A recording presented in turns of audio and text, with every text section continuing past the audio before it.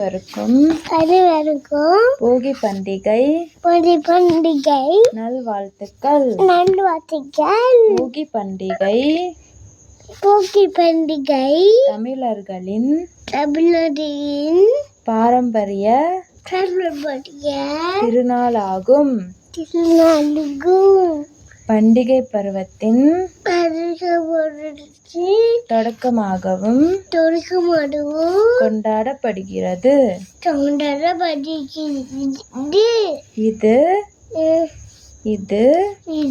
தைத் திருநாளின் முதல் நாளாகும் மற்றும் தைப்பொங்கலுக்கு முன்னே கொண்டாடப்படுகிறது.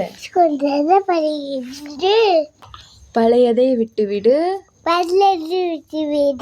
புதியதை கடைபிடி.